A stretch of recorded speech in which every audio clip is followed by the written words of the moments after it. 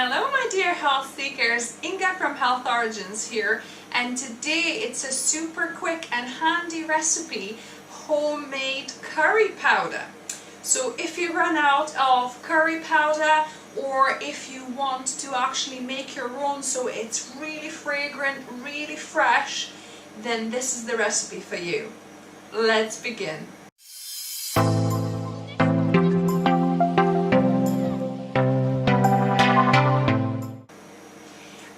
Another great point about homemade curry powder, that you could, get the spiciness, the hotness of it just to your liking, and that's great for us because me and Mark, we can't handle too much spice, too much heat, so we could, kind of reduce the chili flakes in there, to our liking.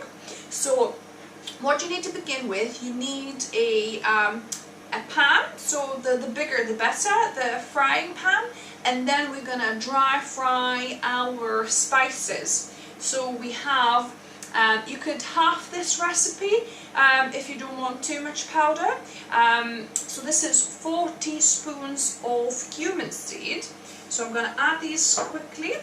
2 teaspoons of coriander seed, 2 teaspoons of brown mustard seed. It has to be brown specifically because it's different to yellow mustard seeds. 2 teaspoons of black peppercorns, and then 1 teaspoon of fenugreek seed.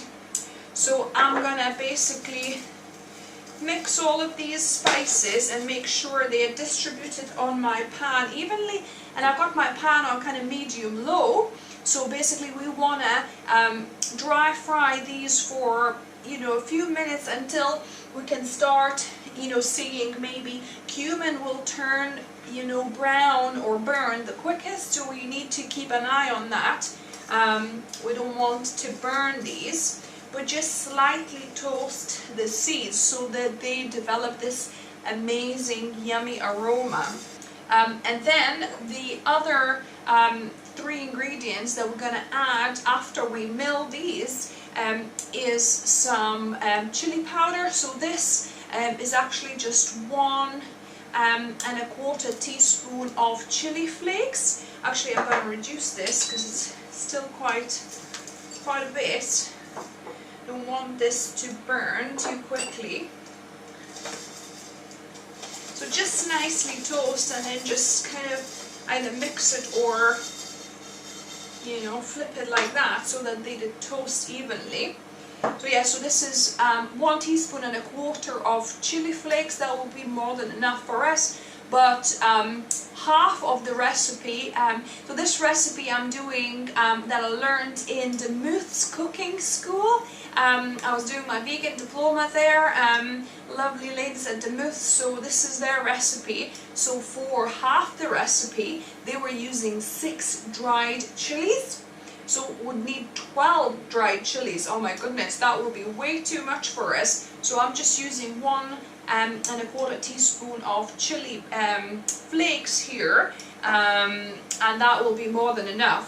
And then I've got a 2 teaspoons of turmeric powder and a couple of pinches of asafetida.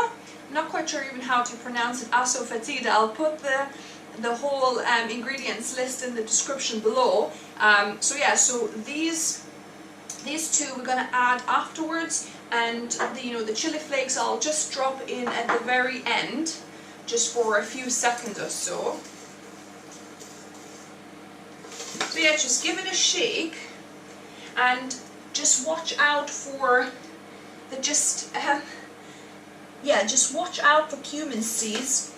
When they start to kind of get a little bit browner, or when you start smelling the aroma, that's when you want to stop. You don't want to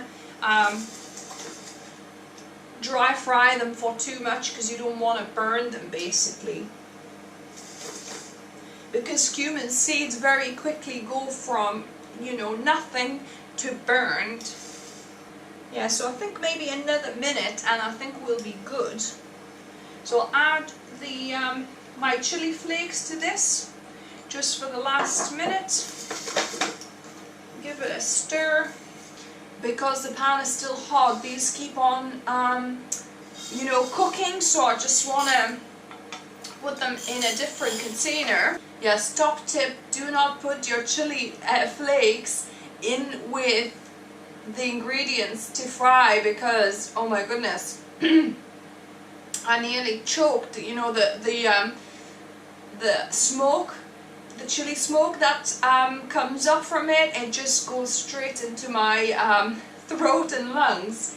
Yeah, so perhaps add chili flakes afterwards here together with turmeric and asafoetida after you actually toast the rest of the seeds. Oh my goodness, can't even talk now. So yeah, so because when you switch the pan off, it's still hot, you want to transfer it into a different container so that it cools down without actually overburning. So I've added the turmeric and asafoetida, and I'm gonna let it cool down before we grind it up in my spice blender. So my spices have cooled down now, and I'm gonna put them in my spice grinder here.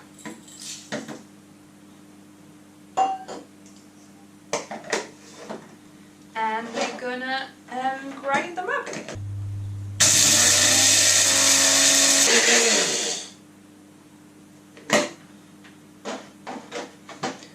So it's been about a minute of me grinding it, and oh wow, that is so fragrant. So I brought in to just compare the store-bought curry powder and homemade curry powder. Oh wow, this is just smelling amazing.